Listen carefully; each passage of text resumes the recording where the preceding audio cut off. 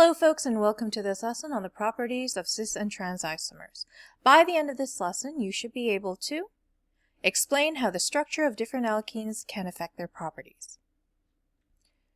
So in the lesson where we talked about the nomenclature of cis and trans isomers, we did talk about why cis, why trans, what makes them different in terms of shapes, but this actually does affect their properties as well. Remember that this chain will not rotate around that double bond.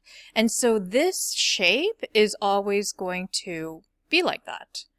So with this trans isomer, you can say that it can look like your typical alkane, but this cis isomer, you can't get it to make that nice zigzag.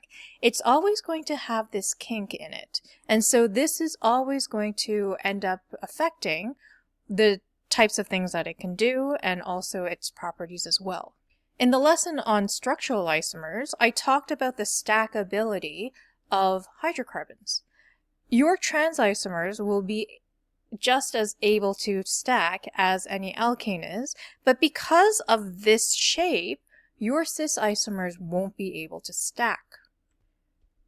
So with that ability to stack nicely, your trans isomers are able to get closer to each other and therefore have higher melting points and boiling points, whereas your cis isomers aren't going to be able to do that, hence the lower melting point and boiling point.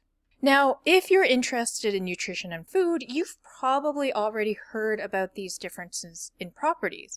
So you know about your unsaturated and saturated fats.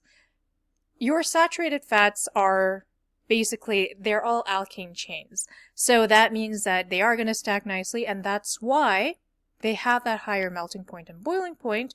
So that's why your saturated fats are typically solid at room temperature. Your saturated fats, like butter and other animal fats, are going to end up being solid at room temperature.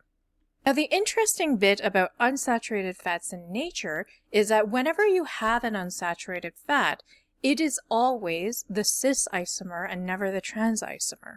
And so pretty much anytime you have an unsaturated fat that comes from nature, any of those oils, they are oils, they are liquid at room temperature instead of solid.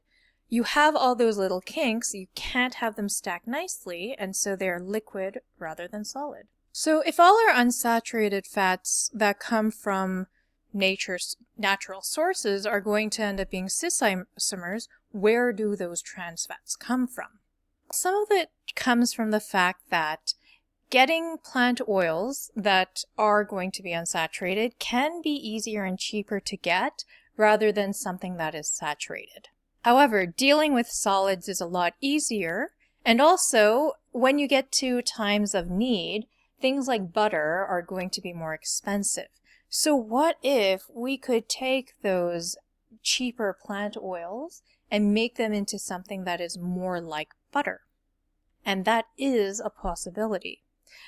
Taking something that is unsaturated and hydrogenating it is a reaction where you basically take something that is unsaturated and make it saturated. You're adding hydrogens into it. We'll definitely be going into more detail about that when we start talking about reactions, but one of the problems with that whole thing is that now you don't have the benefits of the unsaturation, and somehow during that process of hydrogenation, what can happen is that instead of saturating that alkene, that double bond, what happens is that it sort of goes halfway, and so you break it, but then it turns and then you can form the trans form instead.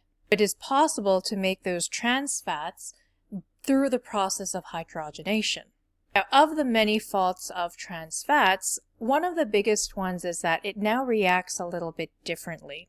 And so even though it has the same stackability as your saturated fats would, it also has that double bond, which contains a lot of electrons in one space, which actually makes it a lot more reactive and then can also do other harmful things to you.